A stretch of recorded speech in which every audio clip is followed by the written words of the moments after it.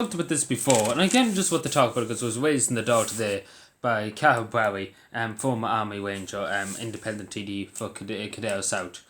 And I just wonder what to talk about because I talked about it before, and it's about air transport planes for the Air Corps. And you might be like, the Air Corps is in a bad situation at the moment. But this is the thing, we're the only army within the European Union that doesn't have its own, like the Royal Air Force in England has transport planes to carry cargo, to carry men to other countries or to carry supplies to any country. Here we have to rely on Aer Lingus. We have to rely on the Royal Air Force or the French Air Force or the Dutch or the Belgian Air Force, to transport troops or whatever, because we don't have the transport planes. And obviously, as Carabao said today, we're cheap. It's good. The planes be very cheap at the moment. You get them for 30 million. Compared to maybe you could be putting 130 million for one. Again, it's gone down. The price has gone down. The demand's gone down for it. Because again, for an army, I suppose, as he even said, for a sovereign army and a sovereign air force, I suppose, you need to have these things to transport your troops to, get supplies around the country quickly. Take for example for this, military supplies that have to go from Dublin to, like, take for example to Cork, and it needs to get there rapidly. The first thing is to load it on a big army, like these are big cargo planes, really army, big military cargo planes that can carry huge tons of material and manpower. And you say you need to get it from Dublin to Cork, we'll be there in a few hours, and you would be all intact and everything. Same as when the Ireland sent over oxygen tanks to India a few days ago. It had to be sent over by private commercial jets, and obviously the state has to pay for that.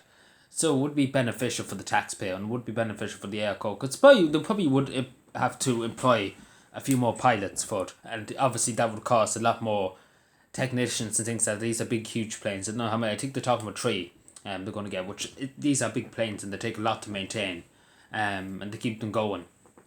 So it would take now probably a crew of 5 or 6 to maintain it, to be a pilot, co-pilot, and probably 2 radio operators, and then probably people to maintain it.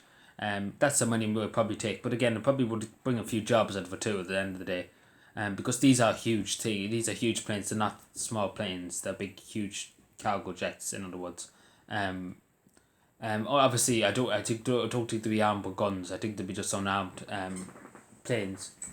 But yeah, let me know what you think and subscribe for more. Do you think Ireland should go for this? Because again, we're the only army in Europe, and again, as we remember, Paul Keogh remembers this very well. He left his troops in Syria in the Golan Heights, and he just left them there for a month, and they said to hell with us, and didn't bother to go after them, didn't bother to ask any army, can you bring our troops home for us, and we'll give you a few bob for it. Again, this is the thing, they just abandoned the troops, and Paul didn't care, and I might be on to you when it was last few days, this Minister for Defence, he just left his troops, and again, that's some country, and Michael D. Higgins just leaving these troops over there. Some respect, isn't it? It's just some respect. Just throwing them there, just leaving them there, not bother to find a solution how to get them out.